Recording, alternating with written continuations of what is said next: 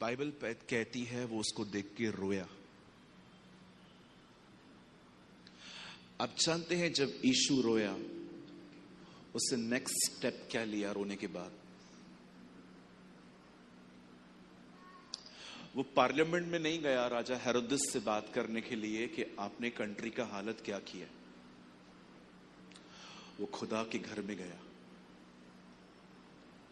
और जानते हैं उससे खुदा के घर में जाके क्या किया? उसे प्रार्थना नहीं की, उसे कोड़े उठाए और हर एक व्यापार करने वालों को बाहर निकाला। अगर आपको टाइम मिलता है तो एक बाइबल खरीदिए जिसका नाम है द ओपन बाइबल। ये बाइबल इतना कॉस्टली नहीं है। इस बाइबल में एक खूबसूरत बात यह है कि ये बाइबल में हार्मनी है। हार्मनी का मतलब है इसमें एक ऐसा चार्ट है अंदर जो आपको बताएगा, पैर नीचे करके बैठिए, वो आपको बताएगा कि कैसे बाइबल को लाइन वाइज पढ़ना है। और अगर आप उस हार्मनी गॉस्पेल को आराम से पढ़ेंगे तो आपको समझ में आएगा कि जीसस ने लाइन वाइज कैसे क्या क्या किया है। जैसे मत्ती में हम पढ़ते हैं कि यीशु के वंशावली में लिखा है, लेकिन मरकुस सीधा कहता है वो खुदा का बेटा है। तो हम समझ नहीं पाते हैं कौन सी चीज कहां से शुरू हो रही है। सो जब मैंने उस बाइबल को पढ़ा तो मुझे पता चला कि यीशु ने रोने के बाद वो सीधा टेंपल में गया और उससे सारे व्यापार करने वालों को बाहर निकाला। आप जानते हैं यीशु ने सफाई की शुरुआत खुदा के घर से की। आप चाहते हैं आपके परिवार में बदलाव आए? आप चाहते हैं आपके शहर में बदलाव आए? आप चाहते हैं आपकी कलीसिया में बदलाव आए? शुरुआत आपसे होगी, क्योंकि जीसस ने कंट्री को क्लीन करने के लिए वो पार्लियामेंट में नहीं गया, वो पहले खुदा के घर में गया। कुछ लोग सोचते हैं बदलाव क्यों नहीं आ रहा, क्योंकि रीजन ये है पहले हम में आएगा। और हम क्यों बदलाव को इतना पसंद नहीं करते, उसका एक कारण है क्योंकि बदलते समय दर्द होता है। अनुशासन कभी भी आसान चीज नहीं रही है।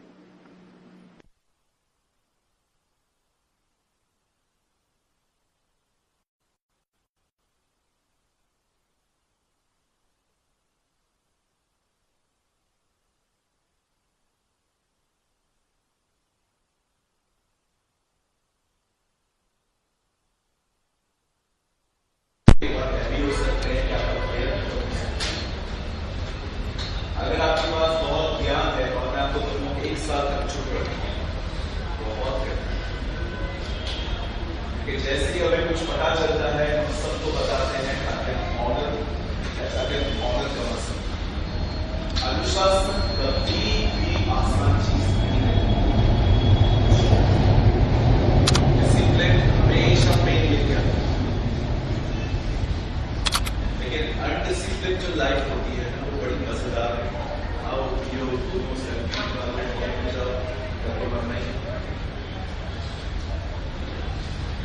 हालेलुया। आप चाहते हैं आपके शहर में बदलाव आए, आपके चर्च में बदलाव आए, आप चाहते हैं आपके घर में बदलाव आए, शुरुआत आपसे। ये बातें मैं क्यों बता रहा हूं? क्योंकि ये सेकेंड क्लास सेशन मैं बिलीव करता हूं आज का वर्ड जो उन्होंने सीरियसली लिया वो बहुत कुछ दे सकता है। लाइट बनेगा कोई टेंशन मत लीजिए, कोई फर्क नहीं पड़ेगा। मीटिंग हो रही है, होती रही। आप सब तैयार हैं? 10 मिनट मुझे बात करने दीजिए, उसके बाद 10 मिनट मुझे बात करने दीजिए, उसके बाद मैं आपके साथ बाइबल आइए समझे। हमारी बाइबल में एक व्यक्ति का जिक्र है जिसका नाम था ऐसा। ये हिसाब का बेटा और याकूब का सलाम है। बाइबल कहती है याकूब और हिसाब एक ही मां में एक ही साथ पैदा हुए। लेकिन अगर आप बाइबल को आराम से पढ़ें तो ऐसा बड़ा गिना गया कि पहले ऐसा बताया,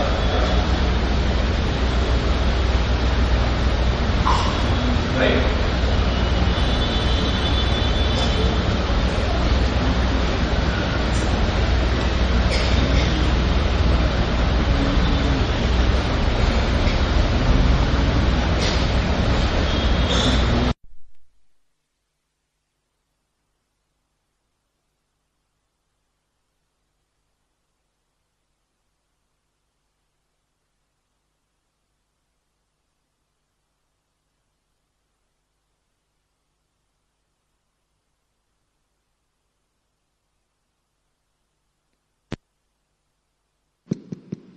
ठीक, आइए सब ध्यान दें। हमारी बाइबल में एक व्यक्ति का जिक्र है, इसका नाम है एसाव। और परमेश्वर का वचन कहता है कि एसाव और याकूब इसहाक के बेटे और दोनों ट्विंस थे। खुदा के पाक कलाम में यह बात समझाई गई है कि एक दिन एसाव हंटिंग के लिए गया था और जब वो बहुत थका हुआ घर लौटा तो उसने अपने भाई को कुकिंग करते हुए देखा। कहिए कुकिंग, कहिए खाना बनाते। एंड यू नो बाइबल जिक्र करती है कि वो एक सूप बना रहा था और हिंदी में आप पढ़ेंगे तो वहां पर लिखा है मसूर की दाल, लेकिन इंग्लिश में लिखा है द बॉल ऑफ सूप। जब एसाव थक के आया और उसे भूख लगी थी तो उसने अपने भाई को देखा कि वो खाना बना रहा है और उसने उसको कहा, क्या आप मुझे ये दे सकते हैं? बदले में याकूब ने कहा, इंग्लिश बाइबल में लिखा है, मैं दूंगा लेकिन आपको भी मेरे लिए कुछ करना पड़ेगा। क्या करना पड़ेगा? आप घर के बड़े हैं, आप ये कह दो आज से मैं बड़ा हूं। आज आप हर चीज पेपर पे देखते हैं। शादी पेपर पर है, घर खरीदना पेपर पर है, घर को दूसरों को देना पेपर पर है। Everything is depend on the paper work. Even आप देखिए तो जब आप फ्लाइट में बैठते हैं तो आपको कितनी जगहों पे आपको आईडी दिखानी पड़ती है, क्योंकि उनका एक पेपर वर्क होता है। लेकिन ये वो दिन नहीं थे जहां पर पेपर वर्क था। ये वो दिन थे कि आपके मुंह से कुछ निकला वो होता था। और जानते हैं उसने क्या कहा? उसने कहा, ठीक है मैं आपको ये दे दूंगा क्योंकि मुझे तो भूख लगी है और मैं इस पद को हासिल करके करूंगा भी क्या। बाइबल कहती है उसने अपने पहलौठेपन का पद बेच डाला। और आप जानते हैं याकूब ने उससे ले लिया। एक आदमी ने खाने के कारण वो दे दिया जो खुदा ने दिया था। लेकिन आप न्यू टेस्टामेंट में देखिए, जब जीसस भूखा था और शैतान ने उसे भी सेम टेम्पटेशन दिया कि भोजन को, पत्थर को रोटी बना, लेकिन उसने क्या कहा? उसने कहा, मैं खाने से जिंदा नहीं रहूंगा, मैं जिंदा रहूंगा खुदा को सुनने के द्वारा। मैं क्या बोलने की आपको कोशिश कर रहा हूं, अब बड़े ध्यान से सुनिए। आप जानते हैं यहां पर बात खाने की नहीं है, बात है किस चीज को प्राइम रखा गया है। आप हमेशा उसी चीज के पीछे मेहनत करते हैं जो चीज आपको इंपॉर्टेंट लगती है। आप कभी उस चीज के पीछे इतना नहीं भागते जो आपके लिए इतनी इंपॉर्टेंट नहीं है। एक दिन यीशु को भूख लगी, उसने अपने चेलों को कहा, जाओ कुछ ले आओ। और जब उसके चेले उसके पास लेकर आए तो यीशु एक औरत से बात कर रहे थे, सामरी स्त्री से। और उन्होंने जब यीशु मसीह को वो खाना दिया तो यीशु ने कहा, देखो मेरे पास एक ऐसा भोजन है जिसे तुम नहीं जानते। तब वो लोग आपस में डिस्कस करके कह रहे थे, क्या हमसे पहले कोई इसे खाना देकर गया है? तब यीशु ने एक खूबसूरत बात कही, मेरा भोजन यह है कि मैं अपने भेजने वाले की मर्जी पूरी करूं। आप जानते हैं एसाव के लिए खाना क्या था? सिर्फ वही जो उसके सामने रखा था। लेकिन यीशु के लिए खाना पता है क्या था? वो करना जो पिता को अच्छा लगता है। आज मैं इस वर्ड को स्टार्ट करने से पहले मैं आपसे पूछना चाहता हूं, जितने भी लोग यहां हैं, आपके लिए इन दिनों में क्या इंपॉर्टेंट है? What is the prime thing for you? इस बारे में सोचिए।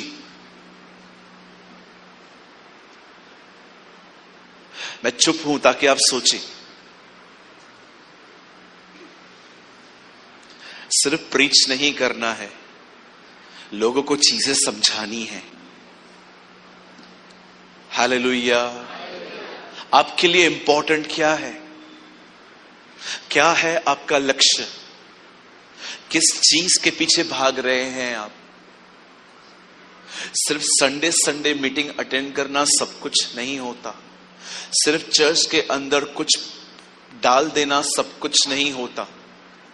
परमेश्वर आज एक सवाल आपसे पूछना चाहता है, आपके लिए प्राइम सबसे इंपॉर्टेंट क्या है? Think about this. अगर आपने कुछ चीजों को हर दिन सेट नहीं किया ना, वो चीजें ऑटोमेटिकली नीचे आना स्टार्ट हो जाएंगी। मैं फिर से कहता हूं, अगर आपने मैंने ऐसे बहुत सारे स्टूडेंट्स को देखा है, इंस्पिरेशन में आके वो लोग सीए ले लेते हैं, सीएस ले लेते हैं, कॉमर्स ले लेते हैं, साइंस ले लेते हैं, लेकिन 2-2.5 महीने के बाद आप उनका उस पैशन को देखो, वो क्विट करने के टाइम पे आ जाते हैं। क्यों? क्योंकि आपने चीजों को सेट करना नहीं सीखा। एक टाइम था आपके लिए पढ़ाई सब कुछ थी, लेकिन उसके बाद आपको एक दोस्त मिल गया, उसके साथ आप चिट चैट में बिजी हो गए। Now you are a lukewarm. अब आप ठंडे हो गए। हर दिन चीजों को याद करना पड़ता है, स्मरण करना पड़ता है। कुछ चीजें ऐसी हैं वो नेचुरल वे में नहीं आती, उन चीजों के लिए स्ट्रगल करना पड़ता है। आई एम सो सॉरी, एक सुसमाचार ने लोगों को स्पॉइल कर दिया है, और वो गॉस्पेल है कि आपको कुछ भी करने की जरूरत नहीं है, प्रभु ने सब कुछ कर दिया है, आप सिर्फ बेनिफिट्स हासिल करो। मैं आपको कहना चाहता हूं, इस गॉस्पेल ने बहुतों का लाइफ तबाह करके रखा है। एंड ट्रस्ट मी, आज बहुत सारे लोग लेजी हो गए हैं क्योंकि उनको उनका लक्ष्य ही नहीं पता।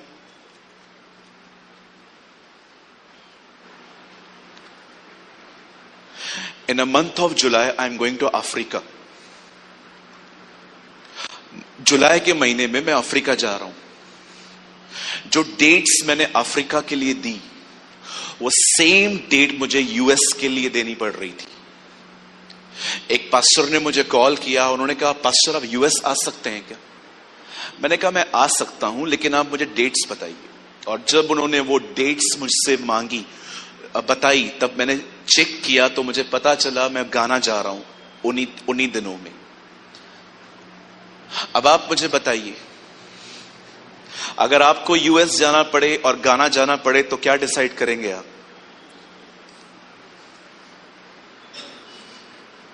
बस आपकी शक्लों पे देख पा रहा हूं मैं जवाब। कौन अफ्रीका जैसी गरीब कंट्री में जाने की कोशिश करेगा? हर एक को न्यूयॉर्क की सड़कें देखनी है, जर्सी देखना है। लेकिन विश्वास करिए, मैंने प्रभु से 1 हफ्ता लगातार प्रार्थना की। मैंने कहा, प्रभु मैं उधर नहीं जाना चाहता जहां आप मुझे नहीं भेजना चाहते। मैं वहां जाऊं, और मुझे पता है खुदा ने क्या कहा, गो टू अफ्रीका। ये जो लीडिंग है ना, ये जो अगुवाई है, ये सेकंड्स में नहीं मिलती। इसके लिए लगातार प्रेयर्स करनी पड़ती हैं, आंसू बहाने पड़ते हैं कि मेरी प्लानिंग नाश हो, आपकी प्लानिंग पूरी हो। कहिए अपने पास वाले को, भाई मसीह जीवन आराम वाला जीवन नहीं है। अगर आपको लगता है कि वो एकदम पिकनिक वाला है, मस्त पिकनिक, हिप हिप हुर्रे वाला, तो पौलुस आपको इफिसियों 6 अध्याय में कभी हथियार लेना नहीं सिखाता। कहिए अपने पास वाले को, आप एक सोल्जर हैं। बोलो बोलो अपने बाजू वाले को, मुझे ही बोलते हैं आप सोल्जर हो। बोलो बाजू वाले को, आप एक सोल्जर हो। हाँ, अब एक बात याद रखो, नहीं मारोगे तो मरोगे।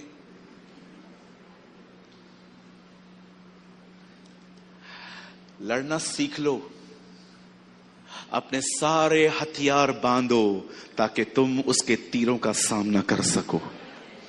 हालेलुया। कहिए लड़ना सीखना है। लोगों से नहीं लड़ना है, तो लोगों से लड़े वो विश्वासी।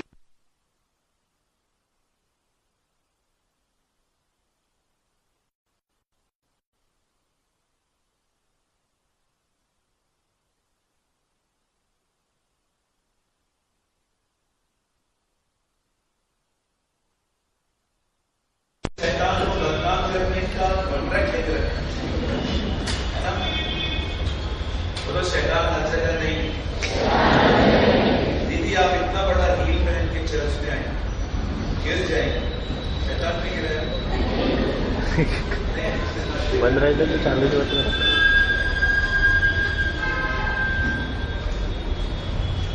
एक बहन हमारी कलीसिया में गवाही दे रही है।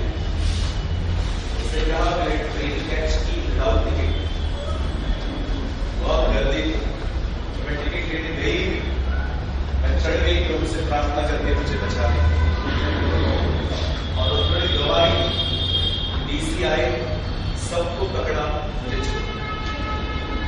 मैंने दुआ की, अगली बार सबको छोड़े मुझे।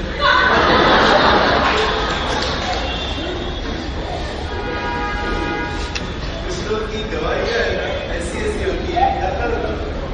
मैंने 10 दिया, तब प्रभु ने मुझे आशीष दी। 10 देने का ताकत भी खुदा नहीं दिया था भाई। परमेश्वर के साथ बिजनेस मत करें। बिजनेस परमेश्वर ने दिया, उसको दिया इसलिए दिया। वो आपको तब भी देता आया है जब आपने उसको कुछ नहीं दिया। अमेजिंग बात। चलिए आज एक बहुत ही इंपॉर्टेंट टॉपिक पर बात करेंगे, उसके बाद मैं आपको प्रार्थना करूंगा। आज मेरे पास कोई लंबा संदेश नहीं, छोटा सा है। लड़के हैं वे छोटा प्रचार करते हैं, बिल्कुल से बुलाए जाएंगे। आइए संस्थान देखो, ये छत्तीसगढ़ से है।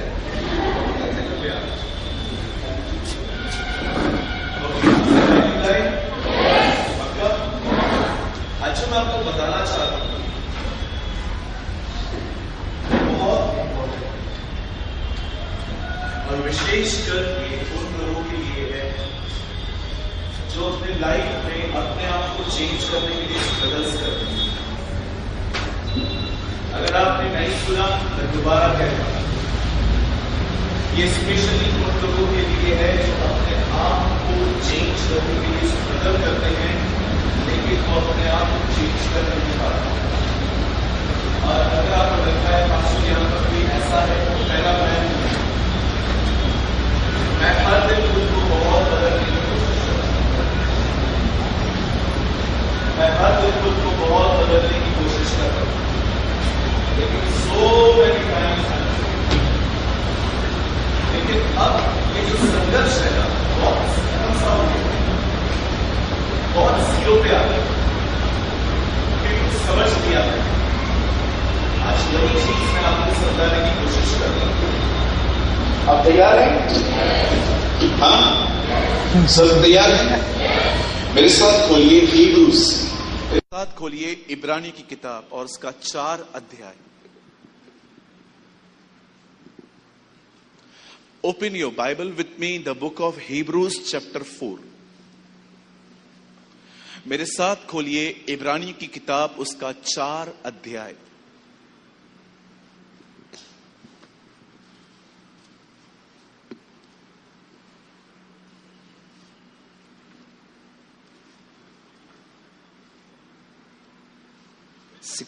सोलह वचन।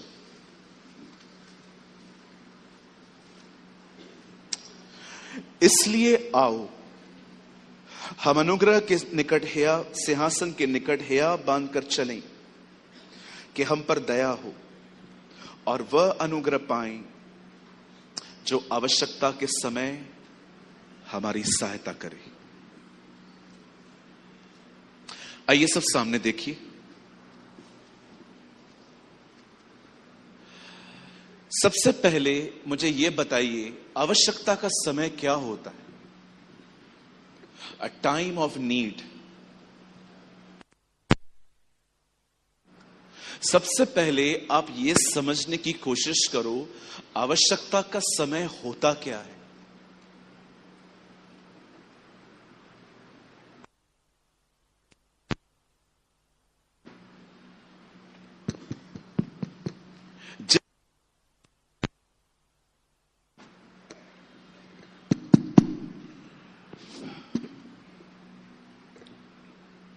आइए सब सामने देखिए, क्या होता है आवश्यकता का समय। आवश्यकता का समय होता है वो समय जब आप गिरने ही वाले हो और आपको सहारे की जरूरत है। This is called the time of need.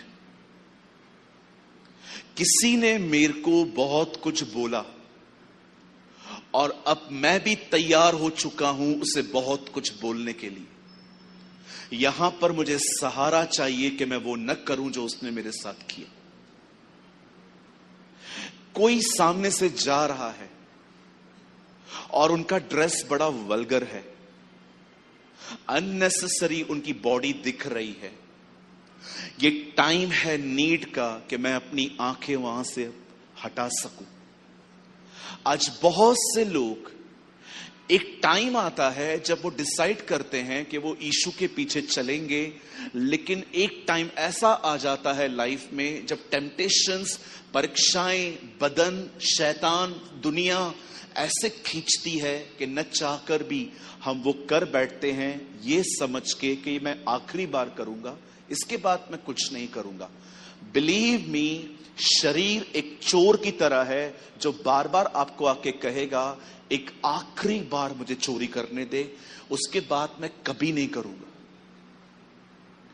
जब भी आप इस बात को सुने, आखिरी बार, बस ये आखिरी बार है, बिलीव मी, ये खुदा नहीं, ये बदन है। विश्वास कीजिए, इसकी ये ट्रिक सालों से चल रही है। बस आखिरी बार, this is a last time. एक झूठ बोल दे, बस एक बार, बस ये लास्ट है, इसके बाद कुछ नहीं होगा। यू नो, जितना आप इसकी मानेंगे उतना सेकंड टाइम इसकी बात को डिनाई करना और भी कठिन हो जाएगा। पॉल वॉशर ने कहा, पाप मन को कठोर करेगा, कठोर मन और अधिक पाप करवाएगा। और कई सारे लोग जब इसी रिलिम में जिंदगी जीते हैं कि मैं बदलूंगा, खुद को बदलूंगा, लेकिन हर बार आवश्यकता के समय वो फॉल हो जाते हैं और वो समझ नहीं पाते। मैं आपको, एक दिल्ली की कलीसिया है, प्रभु ने हमें कुछ ब्रांचेस दी हैं। एक ब्रांच करोल बाग में है, दिल्ली में। मैं दिल्ली गया था, अभी 1 महीना पहले की बात है, मैं विजिट करने गया था। मेरे चर्च में एक लड़का है,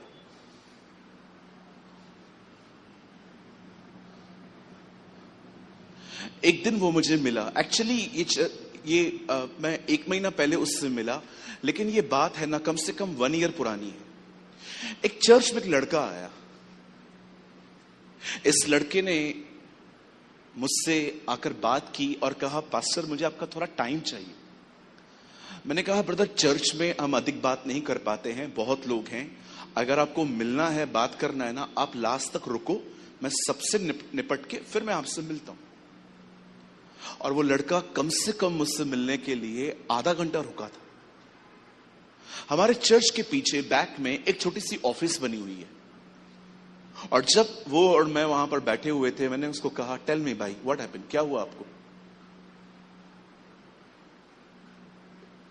आप जानते हैं, उस लड़के ने कुछ ऐसी बातें बताई जिसमें मुझे लगता है हर यंग पर्सन को जाननी चाहिए। उस लड़के ने मुझसे कहा, pastor I am really honest with you, मैं आपके साथ कुछ छुपाऊंगा नहीं, क्योंकि मुझे लगता है मैं इतना डैमेज हो चुका हूं कि अगर अब मैंने बात नहीं खोली ना, तो शायद प्रभु के आने पर मैं रह जाऊं। उस लड़के ने मुझे कहा, पास्टर जब मैं प्रभु में नहीं था तब मुझे कुछ गलत वीडियोस को देखने की आदत हो गई थी, जैसे आप अश्लील वीडियो भी कह सकते हो। बोला पास्टर मैं दिन में 6-6, 7-7 ऐसे वीडियोस को देखता था और इतना मैं आदती बन गया था इन चीजों का, मेरी बॉडी इतना डिमांड करती थी ये चीजें कि जब मैं ये सब नहीं करता था तो मेरी बॉडी लिटरली शिवर करती थी। आप जानते हैं, उसके बाद उसने मुझे कहा पास्टर अब मैं 1 साल से प्रभु में हूं और मैं किसी और चर्च में जाता हूं, मैं अभी भी वहीं जाऊंगा, लेकिन मैं चाहता था कि मैं आपसे मिलूं और आपसे कुछ वर्ड लूं। मैंने उससे एक बात कही, मैंने कहा सबसे पहले तू इस बात को समझ कि पाप पर जय पाने की ताकत अपने में नहीं है, क्योंकि जब तक तू ये बात समझेगा नहीं तू खुदा को पुकारेगा भी नहीं, तू कोशिशों में लगा रहेगा। आज यंग लोग हैं ना, वो इस बात को समझ नहीं पाते हैं कि परमेश्वर पवित्र है और याद रखिए पवित्रता उसकी तरफ से आती है, आप उसे चाहकर भी पैदा नहीं कर सकते। मैंने देखा है कुछ लोगों ने खुद को पवित्र किया भी है अपनी ताकत से, लेकिन विश्वास कीजिए आप उनकी जिंदगियों को देख के फील कर सकते हो कि ये जो राइचसनेस है ना, ये खुदा की नहीं है, ये लीगलिस्टिक है। लीगलिस्टिक समझते? मुझे अब गुस्सा नहीं आता, पर अब जिनको गुस्सा आता है मैं उनको कम समझता हूं। मैंने टीवी देखना बंद कर दिया है, लेकिन जो कहता है मैं टीवी देखता हूं तो मैं उसको बोलता हूं हाँ, तेरे को कुछ पता ही नहीं है अभी। ये वो बदलाव है जो एक दिन फूटेगा भी और इसमें घमंड भी होता है, लेकिन जब परमेश्वर आपको नया बनाते हैं ना, आप दूसरों के प्रति दयालु बन जाएंगे, आप दूसरों को उठाएंगे, न कि आप दूसरों को तुच्छ जानेंगे। फरीसी भी पवित्रता में चलते थे, लेकिन आपने देखा वो किसी पापी से मिलते नहीं थे। जब यीशु मिलता था तो उसे भी गलत बोलते थे। किस तरह की राइचियसनेस है हमारे पास? वो जो खुदा की तरफ से आती है, वो कि हमने अपनी ताकत से बनाई है। यही कारण था कि यीशु ने उस पेड़ को श्राप दिया जिस पेड़ में से आदम ने अपने आप को ढका था, हमें समझाने के लिए मुझे तुम्हारी धार्मिकता नहीं चाहिए। ओह हालेलुया, कुछ समझ पा रहे? उस लड़के को मैंने ये कहा, समझाया। 4 महीने के बाद वो लड़का फिर से आया। अब फाइनली वो अपना चर्च क्विट करके आया। उसे बोला पास्टर जी मैं आपके पास आ सकता हूं? मैंने कहा बिल्कुल आइए, आपके पास्टर से पूछिए। और उसके पास्टर भी बहुत प्यारे हैं। उन्होंने उसको खुद कहा कोई बात नहीं, तुझे वहां अच्छा लगता है तू वहां जा। और भी लगातार आने लग गए, लेकिन बिलीव मी आदत नहीं छूटा, वो वैसे ही था। हर 15 दिन में मैं दिल्ली जाता हूं, मैं यहां पर भी दिल्ली से ही आया हूं। और वो जब भी मुझसे मिलता रहा वो एक ही बात कहता था, पास्टर मैं नहीं करना चाहता पास्टर, लेकिन एक टाइम आता है मैं अपने बदन के सामने हार जाता हूं पास्टर। मैंने कहा चल एक काम करेंगे, अपन फास्टिंग स्टार्ट करेंगे। और लड़के ने फास्टिंग करना स्टार्ट किया, दुआ करना स्टार्ट की। फाइनली ये करने के बाद वो 2 महीने के बाद मुझसे मिला और उसने मुझे एक बात कही, बोला ब्रदर अभी 2 महीना हुआ है, मैंने कुछ भी गलत नहीं किया। अब सुने, मैं क्यों किसी की लाइफ के बारे में आपसे बात कर रहा हूं। सबसे पहले आप इस बात को समझिए, किसी भी पाप पर जय अपनी ताकत से नहीं पाई जा सकती। आपको चाहिए, कोशिश करो, कोशिश करो। फिर जुलाई में वापस आने वाला हूं पास्टर जी के पास, फिर मिलके बताना।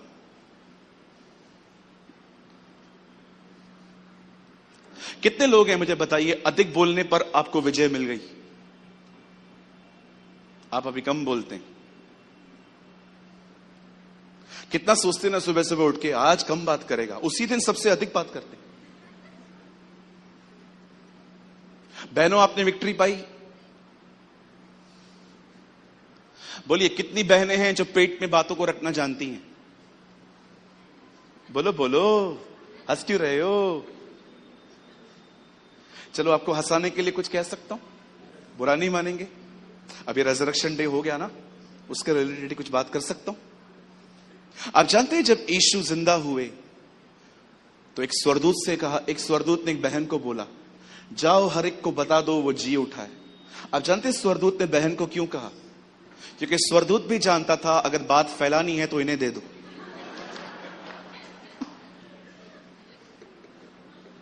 ओके चलो, मुझे अच्छा लगा। कुछ बहनें घूर घूर के देख रही, तू आ दोबारा, मैं तेरे को दिखाऊंगी।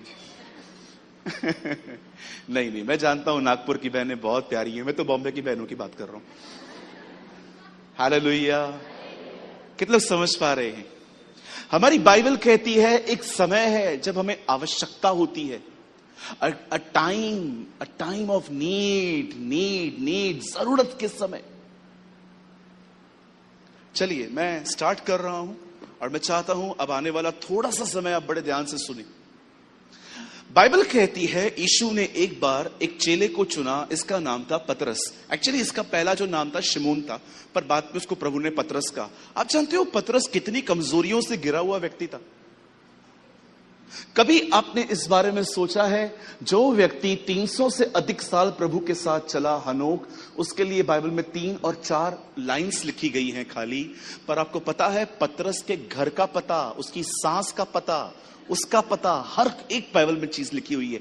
कभी आपका इस सवाल पे कभी ध्यान गया कि कुछ लोगों के लिए बाइबल बहुत कम और कुछ लोगों के लिए बाइबल इतना लंबा अकाउंट क्यों देती है? हनोक के लिए 4 लाइन लिखी हैं, यूसुफ के लिए 13 अध्याय लिखे।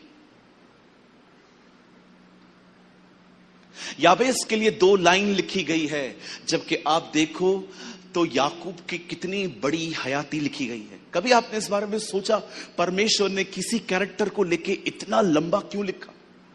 क्योंकि प्रभु चाहते हैं आप उसके बारे में पढ़ो, उसको समझो।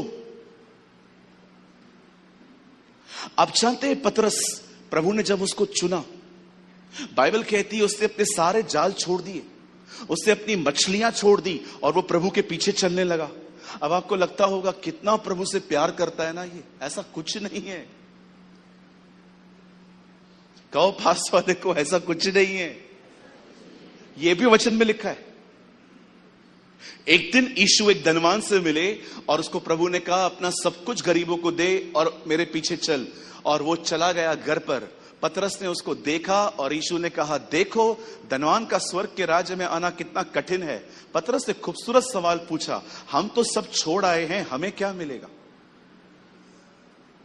बोलो, हमें क्या मिलेगा? इसलिए आया था जी, हमें क्या मिलेगा? उसे लगा था इसके साथ दोस्ती करेंगे, हर बार बता देगा कौन से समुद्र में जाना है आज। पतरस को आप मुझे एक बात बताइए, आप उस व्यक्ति को कैसे प्यार कर सकते हैं जिसके बारे में आप जानते ही नहीं है कि वो आपसे कितना प्यार करता है? आप उस व्यक्ति से बरसों से विश्वासियों को अपनी एक प्रॉब्लम समझ में नहीं आती। वो कहते हैं मेरा प्रॉब्लम ये है कि मैं परमेश्वर से प्रेम नहीं करता, जबकि आपका प्रॉब्लम ये है कि आप ये नहीं जानते कि परमेश्वर कितना प्रेम करता है। आप मुझे बताइए, जिस दिन आप ये समझ गए कि पिता आपसे कितना प्यार करता है, उसके बाद आपके लिए परमेश्वर से प्यार करना बिल्कुल भी कठिन नहीं होगा। सोचो अगर मैं बॉम्बे से आया हूं और सोचो अगर मैं बॉम्बे से आपके लिए एक शर्ट, या बहन आपके लिए मैं एक सलवार कमीज लेके आता, मैं आपके अंदर कितना सॉफ्ट कॉर्नर बना लेता। अच्छा, नेक्स्ट टाइम तो आप भी मेरे लिए कुछ लेके आते कि चलो भाई लेकर आए हैं तो बताइए पहले भलाई शुरू किसने की? मैंने। लेकिन जिनको मैं कुछ नहीं देता हूं वो मुझे क्यों देंगे? हम बहुत बार ये बात समझ नहीं पाते हैं कि परमेश्वर का प्रेम बात में कर सकते हैं, लेकिन पहले उससे समझना है। और इसीलिए तो पवित्र आत्मा आपको दिया गया ताकि आप ये समझ पाएं कि दुनिया जिसे परमेश्वर कहती है वो तेरा पिता है। हालेलुया। पतरस में पहली चीज बताया क्या थी? कहिए वो स्वार्थी था। मैं पतरस को बदनाम नहीं कर रहा हूं, याद रखना, क्योंकि जितनी उसमें कमियां थी उससे कई उसमें खूबियां भी थी। चलो मैं आपको एक बात पूछूं, अगर आज प्रभु आपसे कहे अपना जॉब छोड़ेंगे? आप पहले कहेंगे पहले 10 लाख दे, गिव मी द टोकन। उसके एक कहने पर उसने अपना बिजनेस बंद किया था। आज के चेलों में और पहले के चेलों में फर्क क्या है? आज के चेलों में ज्ञान है, उन दिनों में चेलों में समर्पण था। अगर आज आप देखेंगे तो आज सबको उत्पत्ति से प्रकाशित वाक्य का ज्ञान है, पर उन दिनों में जो कहा जाता था, जो कीमत मांगी जाती थी, वो चुकाते थे। ये कारण था आज और उन दिनों के लोगों के बीच में। आज लोग कैलकुलेटिव हैं। अगर आज आप किसी को कहोगे कि प्रभु के पीछे चलना है तो कोई रिश्ता खत्म करना पड़ेगा, और लोग सोचते हैं अगर मैंने उसे छोड़ दिया तो मर जाएगा, अगर मैं उसको छोड़ दूंगी तो मैं मर जाऊंगी। मरता कोई भी नहीं है, कमबख्त बुखार तक नहीं होता। वो पहले के ब्रेकअप्स होते थे भाई, लोग दाढ़ियां बढ़ा देते थे। आजकल के ब्रेकअप में कोई प्रॉब्लम नहीं होता, याद रखो। क्यों नहीं होता? क्योंकि मोबाइल मिल गया है आपको। सारा दिन अपने आप को बिजी कर दो। और 1.5 GB के रिचार्ज ने तो बहुतों को महसूस भी नहीं होने दिया है आजकल के हम बेरोजगार हैं। हाँ, आजकल 1.5 GB मिलता है, सारा दिन बैठो। माँ बाप बेचारे अकेले मेहनत करते हैं, जवानी में जवान मेहनत नहीं करता है। क्यों? क्योंकि उसको लगता है मैं बिजी हूं। किस चीज में बिजी है? मोबाइल में। 1.5 GB के रिचार्ज ने बहुतों को कभी फील ही नहीं होने दिया है कि दे आर जॉबलेस।